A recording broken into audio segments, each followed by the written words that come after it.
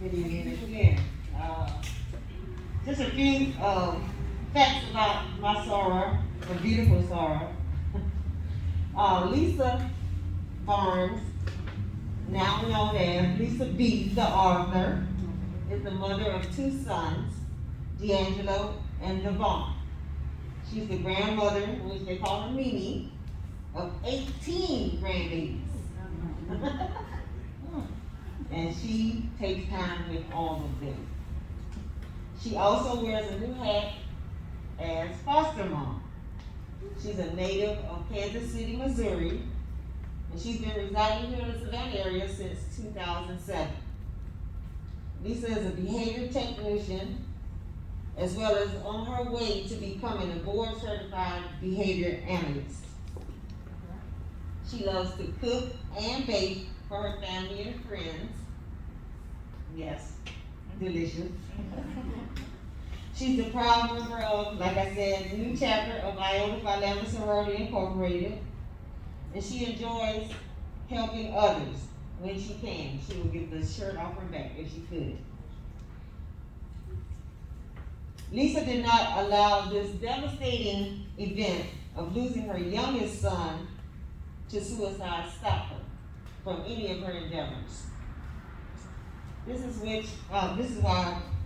where we are now, and the reason why we're here today.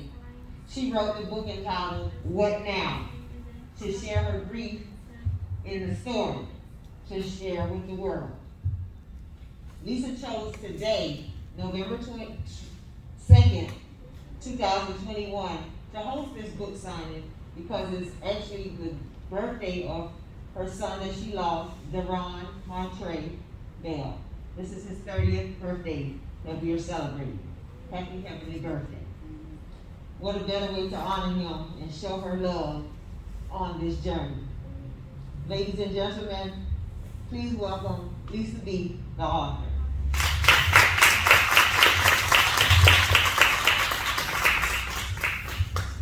I want to say thank you for coming out to be with me today. It really means a lot that I'm able to celebrate my son's birthday and I don't have to do it alone. I want to say my thank yous now before I forget them. I wrote them down so I wouldn't forget anyone. I want to thank CNB Entertainment and Barbara Harris, which is the venue and event host. Leticia Renee Photography, my sister friend. Coco and Ray at Publix Bakery for the beautiful cakes that you get to see and taste. My soror, my friend, Exclusive Designs, Soror Ursula Jackson Green. She is the one that made all the marketing materials, the gift bags, the coasters that are inside, the bookmarks, my t-shirt, the t-shirts that you see, the hand sanitizer holders, the scan and pay sign, the water bottles, the banner, the tablecloths, the backdrop and the balloons. Thank you to my sorors that felt it be fitting to come out and celebrate with me and support me and hold me up. It really means a lot. And we're also celebrating using this event to acknowledge American Education Week, because I will be sharing some information to educate so nobody else will have to sit on the stage like I'm doing tonight. Thank you to American Foundation for Suicide Prevention and Ms. Rita for coming out and sharing with me to help spread the word and we can get the information out to you so we can prevent this from happening to your loved ones. And to all my family, friends, and readers everywhere, thank you. And I would just like to read just a small passage in the book. You'll see everyone that purchased the book tonight, the bookmark is on page 61. When I first came to Savannah and I visited a couple of churches, I had the opportunity to go to Overcoming by Faith with Pastor Ricky Temple, and he's a great teacher. And one thing he taught, and it just stuck with me: whenever you buy a book, find something in that book that made it worth the buy, WTB, and write it in the front of the book. And so if you don't get nothing out of the book, I believe page 61 want to read that to you. It's under the chapter, How Do I Feel Now? Since losing my son to suicide, some days I feel like I'm making progress. I feel hopeful, and then some days I feel like the bottom just fell out of my life. I still feel like I just want to shelter and shield everyone else from this magnitude of hurt. The purpose of sharing my story with you is to help you understand that you can survive this great loss. It may take some time and effort, but you can survive. Through my experiences, I have learned some valuable coping skills. The first step is to choose to live. Live no matter what. Live on purpose, live triumphantly, live anyhow, and live by any means necessary. Once you decide to live, to survive, the healing can begin. Next, don't be afraid to want help. Seek help and ask for help. The pain of a loss due to suicide is too great to bear alone. If you don't have a support system, create one. It is imperative to have a safe place to heal, be heard, be cared for, and be shown love. I have learned through my grief journey that it is a very thin line between grieving for someone and being grieved. It's just that simple. Just like in the story that I shared earlier in the book about the mask, the exercise was for me to get a grip with the feelings I show and the ones I hide. However, in that same activity, I was also able to get a glimpse of the emotions and the turmoil that my son may have been facing on a daily basis to lead him to make that choice. Awareness of your feelings and how deep they can go and where they can lead is very important. Be okay with your truth. Be okay with not being okay every day. Some days are more complex than others, and it's okay. Some days you can conquer the world. However, most days you may feel like the world is on top of you. Dealing with your grief seems to amplify all your feelings and creates a heaviness that will knock you to your knees if you let it. Next, read, and then read some more.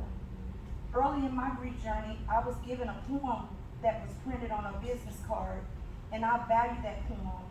It's called I Don't Know Why, written by Iris Bolton. Her story is similar to mine, and we both lost sons to suicide at just the tender age of 20 years old. I felt the poem was written just for me when I was going through and I was introduced to the poem, even though it was written in 1977. And the poem is, I don't know why. I don't know why. I'll never know why. I don't have to know why. I don't like it. I don't have to like it. What I do have to do is choose my living. What I do want to do is accept it and go on living. The choice is mine. I can go on living, valuing every moment in a way I never did before. Or I can be destroyed by it and in turn destroy others. I thought I was immortal, that my children and my family were also. That tragedy happened only to others. But I know now that life is tenuous and valuable, and I choose to go on living, making the most of the time I have, valuing my family and friends in a way I never experienced before. I'm going to leave y'all with, everybody got a gift bag, and I just wanted to share some items that I put in the gift bag that can help you if you're struggling or if you've ever contemplated or attempted or thought about suicide.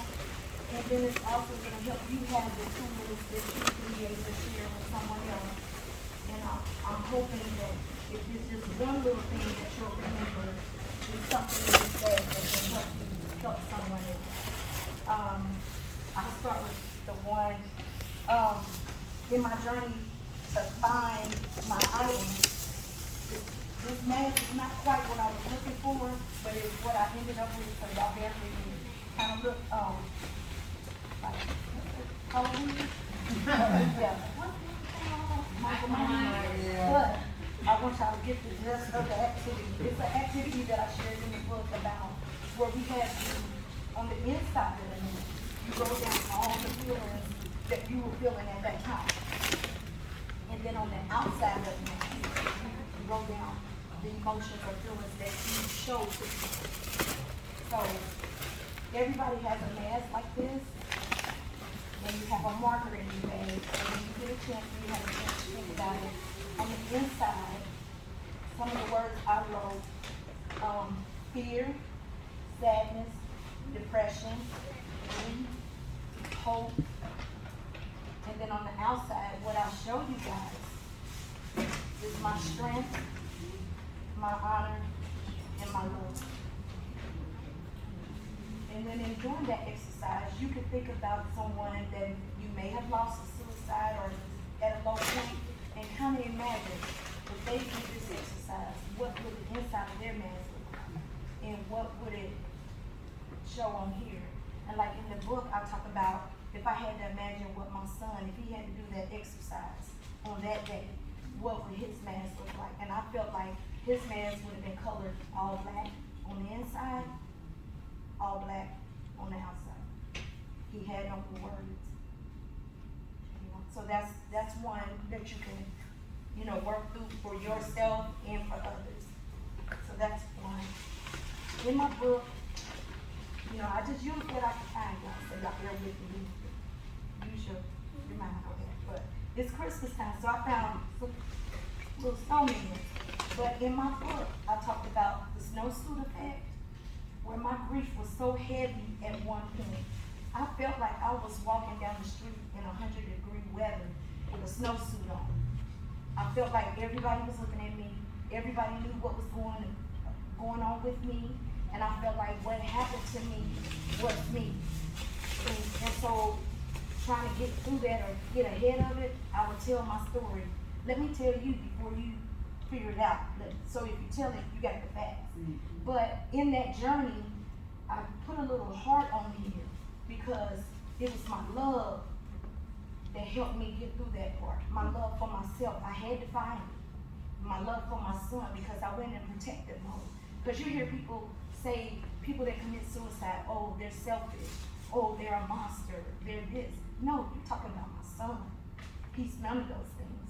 So my love for him, my love for myself, and my love for my family to work through this and be the best version of me I can be, helped me get through that phase. So that's why I included it. Some days y'all might find yourself feeling like you're wearing a snowsuit in 100-degree weather, and you'll remember me doing this. Everybody has coasters in their bag, and on this one it says, the key to life is opportunities. So when you want to sip your hot tea and read your book, hopefully you get a chance to read my book, put a cup of tea on the coaster.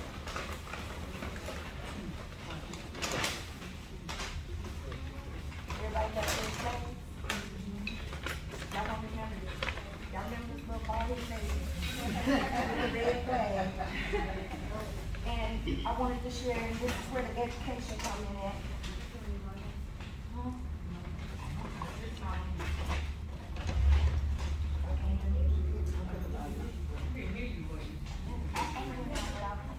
I thought the speakers had good job. Testing. Testing. I can talk now. I'll put this down. Okay.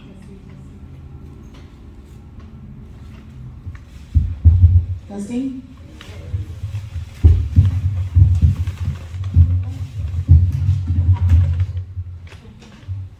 Alright, so I included the red flags that are not so noticeable.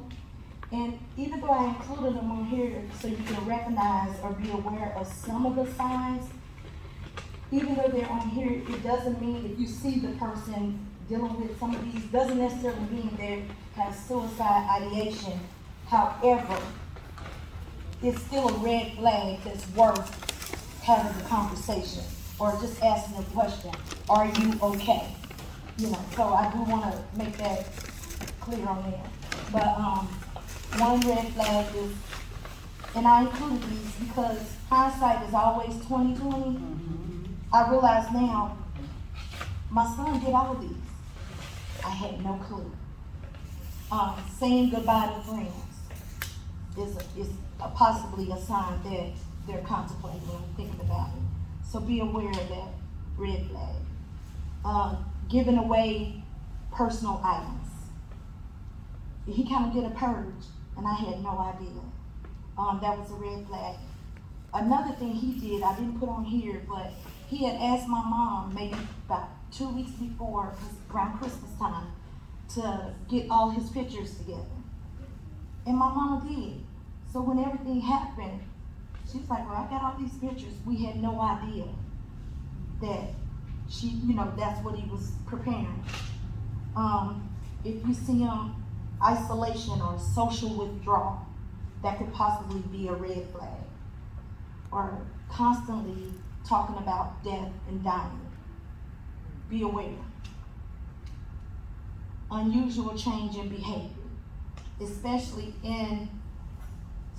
if they're a real outgoing person or a funny person, and then all of a sudden they change. Be aware. And I found out going to group therapy, a lot of us had that in common with the loved one that we lost. They were the life of the party. My son was naturally funny. He was funny without even trying. And for him to do this, it just didn't add up. It didn't make sense. But then the comedian, Robin Williams, very funny, but he took his life. So you have to be aware of those changes. It doesn't necessarily mean they're suicidal, but it's still worth having the conversation to make sure they're okay. Change in sleep patterns. It's somebody that's always on the go, and then all of a sudden, they just want to stay in the bed. They don't want to get out of bed, or they're struggling to get out of bed just to do their daily activities. Start to talk. And then unexplained physical pain. That's another one. Always complaining about a headache or something, always upset stomach or something. It's worth having that conversation. So, just be aware, because it's easy to overlook if you're not careful, if you don't know what to look for. So just, be aware of the red flags.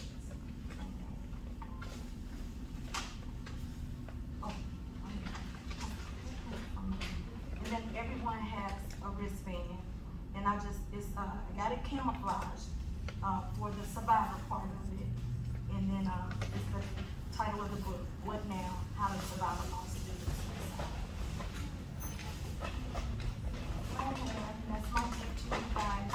It means so much to me that you were able to come out and share with me, not just for my book signing, but it helped me celebrate my son's birthday, his 30th birthday. It means so much to me.